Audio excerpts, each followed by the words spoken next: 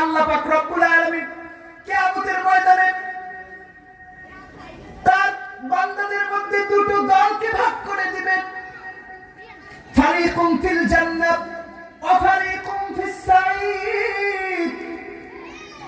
জান্নাতের একটা স্তর, জান্নাতের একটা ভাগ, জাহান্নামের একটা ভাগ আল্লাহ পাক রব্বুল আলামিন পার্থক্য করে দিবেন। আল্লাহ পাক রব্বুল আলামিনের কাছে যারা গুনাহ করার পর একটা বার অনুতপ্ত করবে, যারা আল্লাহকে বলবে আল্লাহ, সকলে মহব্বতের সাথে রবকে ডাক দেন, বলেন আল্লাহ।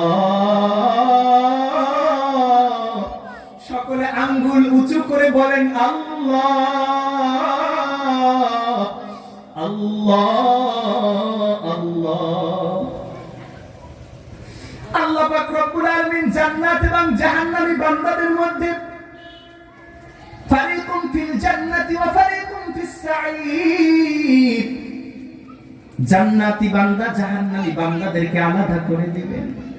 জান্নাতি বান্দারা জান্নাতের নিয়ামত ভোগ করবে, জাহান্নামী বান্দারা জাহান্নামের আযাবগুলো ভোগ করবে। ওই কঠিন অবস্থা সহ্য করার মতো হবে না। ওই জাহান্নাম বড় কঠিন জায়গা, জাহান্নাম বড় ভয়াবহ জায়গা। ওই জাহান্নামের আযাব, ওই জাহান্নামের কষ্ট সহ্য করার ক্ষমতা আমরা বান্দাদের কারো নাই। এজন্য আল্লাহ পাক রব্বুল আলামিনের কাছে হাজির হতে হবে তওবা করে। কি করে বলেন? কি করে ওকে হাজির হতে হবে?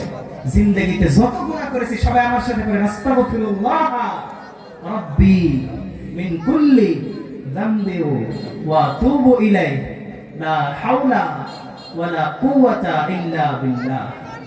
আল্লাহ পাক রব্বুল আলামিন আমাদের সকলের জিন্দেগির तमाम गुनाह क्षमा करे दिन। সকলে বলে আমিন। ওয়া আখির দাওয়ানা আলহামদুলিল্লাহি রাব্বিল আলামিন। সালাম।